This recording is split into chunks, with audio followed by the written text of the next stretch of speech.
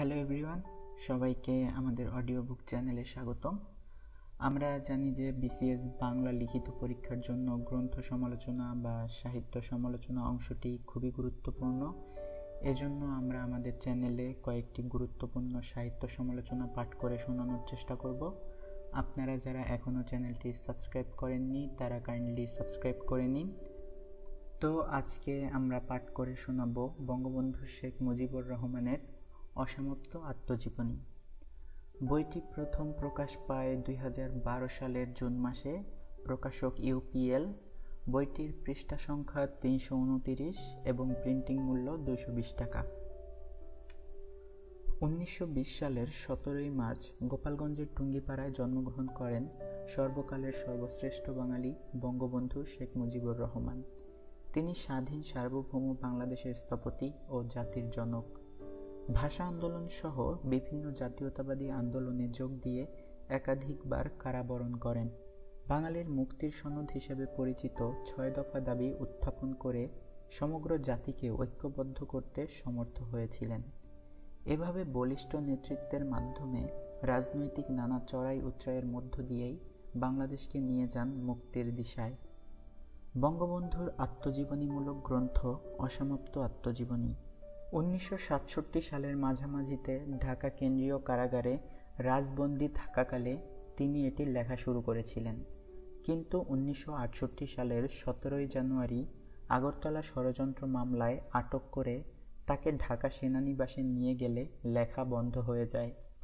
আত্মজীবনী লেখার প্রেক্ষাপট সম্পর্কে বইয়ের শুরুতে তিনি বলেন, বন্ধুবান্ধব বলে তোমার জীবনী লেখো, সহকর্মীরা বলে রাজনৈতিক জীবনের ঘটনাগুলো লিখে রাখো, ভবিষ্যতে কাজে লাগবে। আমার সহধর্মী একদিন জেল গেটে এসে বলল, বসেই তো আছো, লেখো তোমার জীবন কাহিনী। বললাম, লিখতে যে পারি না, আর এমন কি করেছি যা লেখা যায়? আমার জীবনের ঘটনাগুলো জেনে জনসাধারণের কি কোনো কাজে লাগবে? কিছুই তো করতে পারলাম না, শুধু এতটুকুই বলতে পারি, নীতি আদর্শের জন্য সামান্য একটু ত্যাগ স্বীকার করতে চেষ্টা করেছি। আত্মজীবনী সাধারণত শুরু হয় নিজের কথা বা নিজের গুণকীর্তন দিয়ে, কিন্তু অসমাপ্ত আত্মজীবনীর শুরুটা হয়েছে একটু অন্যভাবে। এখানে তিনি নিজের কথা না বলে তার রাজনৈতিক গুরু শহীদ সাহেবের অর্থাৎ হোসেন শহীদ সোহরাওয়ার্দীর কথা দিয়ে শুরু করেছেন। ঢাকা কেন্দ্রীয় কারাগারের ছোট্ট কোঠায় বসে বসে জানালা দিয়ে আকাশের দিকে চেয়ে চেয়ে ভাবছি সোহরাওয়ার্দী সাহেবের কথা। কেমন করে তার সাথে আমার পরিচয় হলো, কেমন করে তার সান্নিধ্য পেয়েছিলাম। বইয়ের শুরুর দিকে বঙ্গবন্ধু তার পারিবারিক ইতিহাস বর্ণনা করেছেন। সেই বর্ণনা থেকে জানা যায় শেখ বোরহান উদ্দিন নামে এক ধার্মিক লোক টুঙ্গিপাড়ার শেখ বংশের গোড়াপত্তন করেছিলেন। একই সাথে এ বংশের পূর্ব ঐতিহ্য বর্ণনা করা হয়েছে। এরপর শৈশব ও কৈশোরের দুরন্তপনা বর্ণনায় আছে। এই দুরন্তপনার মধ্যেও বিশেষভাবে লক্ষণীয়, শেখ মুজিবুর রহমান তার জীবনের শুরু থেকেই কখনো অন্যায়ের সাথে আপোষ করেননি। অন্যায় অত্যাচার মুখ বুজে সহ্য করা ছিল তার স্বভাব বিরুদ্ধ। অসমাপ্ত আত্মজীবনী বইটি একটি আত্মজীবনীমূলক বই, একই সাথে একটি রাজনৈতিক দলিল। নিজের জীবন কাহিনীর মধ্য দিয়ে বর্ণনা করা হয়েছে উপমহাদেশের রাজনৈতিক ঘটনাবলীর বিবরণ। অসমাপ্ত এই লেখায় 1938 থেকে 1955 সালের রাজনৈতিক ঘটনা প্রবাহের বর্ণনা রয়েছে। 1938 সালে তৎকালীন প্রধানমন্ত্রী শেরে বাংলা একে ফজলুল হক এবং শ্রমমন্ত্রী শহীদ সাহেব একটি সভা উপলক্ষে গোপালগঞ্জে যান। এ উপলক্ষে আয়োজিত এক্সিবিশনে স্বেচ্ছাসেবকের দায়িত্ব পালন করেন কিশোর শেখ মুজিব। সভা শেষে শহীদ সাহেব মিশন স্কুল পরিদর্শনে গেলে তার সাথে শেখ মুজিবুর রহমানের প্রথম কথা হয়। এই পরিচয়ের সূত্র ধরেই শহীদ সাহেবকে তিনি নিয়মিত চিঠি লিখতেন। 1939 সালে কলকাতায় বেড়াতে গেলে তাদের আবার দেখা হয়। সেখান থেকে ফিরেই শেখ মুজিব গোপালগঞ্জে মুসলিম ছাত্রলীগ গঠন করেন এবং তিনি সম্পাদক নির্বাচিত হন। এভাবেই তার রাজনৈতিক জীবন শুরু হয়। 1941 সালের পর পুরোপুরিভাবে তিনি রাজনীতিতে জড়িয়ে পড়েন। বঙ্গবন্ধু রাজনীতি করতে গিয়ে পরিবারের সমর্থন সবসময়ই পেয়েছিলেন, যা বোঝা যায় তার পিতার এ উক্তির মাধ্যমে। বাবা, রাজনীতি করো, আপত্তি করব না। পাকিস্তানের জন্য সংগ্রাম করছো, এ তো সুখের কথা। তবে লেখাপড়া করতে ভুলিও না। লেখাপড়া না শিখলে মানুষ হতে পারবে না। আর একটা কথা মনে রেখো, sincerity of purpose and honesty of purpose থাকলে জীবনে কখনো পরাজিত হবা না। তাছাড়া তার স্ত্রীও পাশে থেকে সবসময় সাহস জুগিয়েছিলেন। প্রথম দিকে বাবার কাছ থেকে টাকা এনে রাজনৈতিক কাজে খরচ করতেন। পরবর্তীতে স্ত্রী রেনু সংসারের খরচ বাঁচিয়ে তার জন্য টাকা জমিয়ে রাখতেন। রাজনীতির সাথে জড়ানোর পর থেকে সব ধরনের জাতীয় ও গণতান্ত্রিক এবং ন্যায্য অধিকার আদায়ের আন্দোলনে তিনি সক্রিয়ভাবে অংশগ্রহণ করেছিলেন। আলোচ্য গ্রন্থে এর কালক্রমিক বর্ণনা পাওয়া যায়। যেমন ৪৩-এর দুর্ভিক্ষের সময় লক্ষ লক্ষ মানুষ না খেয়ে মারা যাচ্ছিল। তিনি তখন পুরোপুরি মাঠ পর্যায়ের কর্মী হিসেবে নিজেকে নিয়োজিত করেন। শহীদ সাহেবের সহায়তায় বিভিন্ন জায়গায় লঙ্গরখানা খোলেন। রাজনৈতিক জীবনের শুরুতে দুর্ভিক্ষ এবং তারপর বিহার ও কলকাতার দাঙ্গা প্রমোশনে শেখ মুজিবের সক্রিয় ভূমিকা উল্লেখযোগ্য। বিশেষত ৪৬-এর কলকাতা দাঙ্গার বিবরণ বেশ বিস্তৃতভাবে এসেছে এই বইয়ে। সে সময় দাঙ্গা পরিস্থিতি নিয়ন্ত্রণের জন্য তিনি দিনরাত কাজ করে গেছেন। দেশ বিভাগের পরপরই বঙ্গবন্ধু বুঝতে পারলেন স্বাধীন দেশে সাধারণ মানুষের অর্থনৈতিক মুক্তির যে স্বপ্ন তিনি দেখেছিলেন তা অধরাই থেকে যাচ্ছে। দেশ বিভাগের পর তার রাজনীতির গুরু শহীদ সাহেব পশ্চিমবাংলার মানুষের কথা চিন্তা করে সেখানেই থেকে গেলেন। এদিকে নাজিমুদ্দিন নেতা নির্বাচিত হয়ে ঢাকা চলে এলেন। শুরু হলো মুসলিম লীগের দুর্নীতি ও স্বজনপ্রীতির খেলা। এই সময় তিনি তার অবস্থান থেকে সব অন্যায়ের যথাসাধ্য প্রতিবাদ করেছেন, কথা বলেছেন নিপীড়িত মানুষের পক্ষে। সেসব বর্ণনা অত্যন্ত প্রাঞ্জলভাবে এই বইয়ে উঠে এসেছে। শুধু তাই নয়, কলকাতা ও সিলেট নিয়ে ব্রিটিশদের রাজনীতির বিবরণও পাওয়া যায়। দেশ বিভাগের পর ১৯৪৮ সালে শুরু হয় বাংলা ভাষাকে রাষ্ট্রভাষা করার দাবি আদায়ের আন্দোলন। ভাষা আন্দোলনের সক্রিয় অংশগ্রহণ, বিভিন্ন কর্মসূচি পালনে দেশের বিভিন্ন জেলায় যাওয়া প্রভৃতির বর্ণনা রয়েছে এ গ্রন্থে। ওই সময়ের বিশ্ববিদ্যালয়ের চতুর্থ শ্রেণীর কর্মচারীদের ন্যায্য দাবি আদায়ের আন্দোলনেও তার অংশগ্রহণের কথা এসেছে। এরই মধ্যে মুসলিম লীগের বিরুদ্ধে মানুষের অসন্তোষ বেড়ে যাওয়ায় নতুন রাজনৈতিক দল গঠনের প্রয়োজনীয়তা দেখা দেয়। বঙ্গবন্ধু জেলে থাকা অবস্থায় ১৯৪৯ সালের ২৩ জুন ঢাকায় পুরনো লীগ কর্মী ও অন্য অনেক নেতাকর্মী নিয়ে আওয়ামী মুসলিম লীগ গঠিত হয়। এছাড়া যুক্তফ্রন্ট নির্বাচনের কথা, আদমজী জুট মিলের দাঙ্গার কথা তিনি অভিজ্ঞতার আলোকে বর্ণনা করেছেন।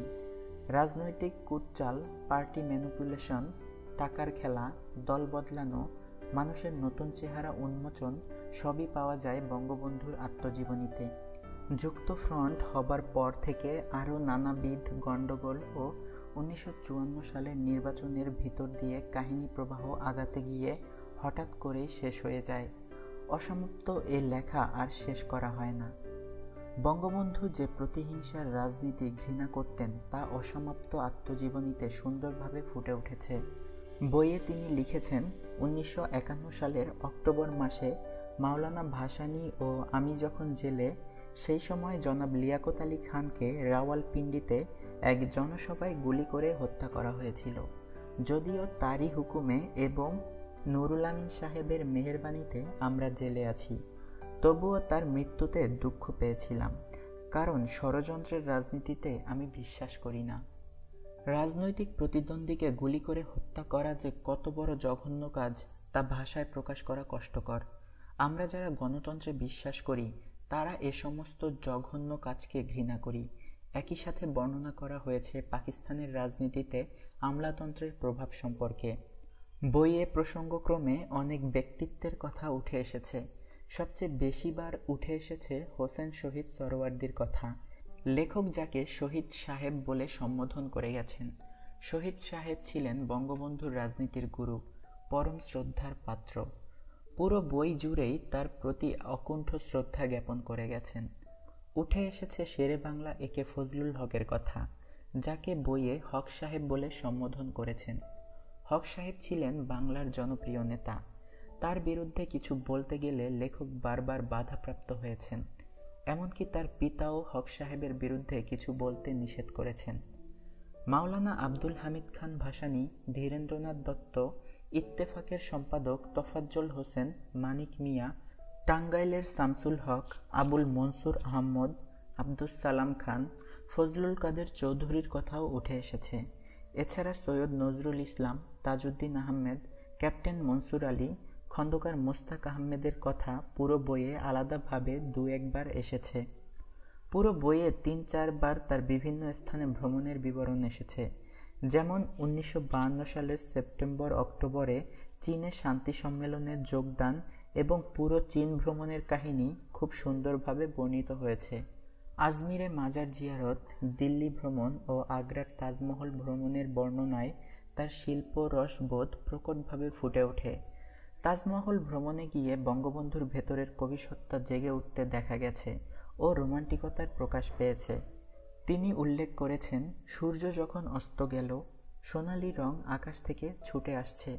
মনে হলো তাজের যেন আর একটা নতুন রূপ।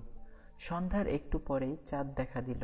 চাঁদ অন্ধকার ভেদ করে এগিয়ে আসছে, আর সাথে সাথে তাজ যেন ঘোমটা ফেলে দিয়ে নতুন রূপ ধারণ করেছে। কি অপূর্ব দেখতে! আজ 21 বছর পরে লিখতে বসে তাজের রূপকে আমি ভুলি নাই, আর ভুলতেও পারবো না। এছাড়াও আত্মজীবনীতে বঙ্গবন্ধুর শিল্প, সাহিত্য, কবিতা, সৌন্দর্যবোধ ও সঙ্গীতের প্রতি গভীর অনুরাগের পরিচয় পাওয়া যায়। নজরুল ও রবীন্দ্রনাথের কবিতা আবৃত্তি করা ও আব্বাস উদ্দিনের গানে মুগ্ধ হওয়ার ঘটনার উল্লেখ পাওয়া যায়। রাজনীতির কবি হিসাবে খ্যাত বঙ্গবন্ধু শেখ মুজিবুর রহমানের মুখের ভাষার মতোই বইটির ভাষারীতি অত্যন্ত সহজ, সুন্দর এবং সাবলীল। চড়াই উতরায়ে ভরা মহান এ নেতার জীবনের গল্প যে কোনো রোমাঞ্চ উপন্যাসকেও হার মানায়। শব্দ আর বাক্যের ব্যবহারে পাণ্ডিত্য কিংবা উপমা, রূপকের ব্যবহারে চমৎকারিত্ব ফুটিয়ে তোলার কোনো চেষ্টা নাই। নাই জ্ঞান গর্ভমূলক বা কোনো উপদেশ বাণী দেওয়ার চেষ্টা। তবুও মন্ত্রমুগ্ধের মতো পড়তে হয়। অত্যন্ত সহজ ও নির্লিপ্ত ভাষায় পুরো ঘটনা প্রবাহ তিনি লিখে গেছেন। কিছু জায়গায় ঘটনার প্রয়োজনে কিছু আবেগতাড়িত কথাবার্তা এসেছে, কিন্তু সেটার পরিমাণ খুব বেশি নয়। বইটিতে দীর্ঘ ভূমিকা লিখেছেন মাননীয় প্রধানমন্ত্রী শেখ হাসিনা। ভূমিকাটি তিনি 2007 সালে সাব জেলে থাকা অবস্থায় লিখেছেন। এই ভূমিকা থেকেই জানা যায় আলোচ্য গ্রন্থের রচনা ও উদ্ধারের ইতিহাস। বঙ্গবন্ধু শেখ মুজিবুর রহমানের অসমাপ্ত জীবনের অসমাপ্ত আত্মজীবনী বইটির আবেদন বহুমাত্রিক। অসমাপ্ত আত্মজীবনী শেষ পর্যন্ত শুধুমাত্র একটি আত্মজৈবনিক বই হয়ে থাকেনি, হয়ে উঠেছে 1938 থেকে 1950 সাল পর্যন্ত উপমহাদেশের, বিশেষত পূর্ব বাংলার সংগ্রামমুখর রাজনৈতিক ইতিহাসের এক অনবদ্য দলিল।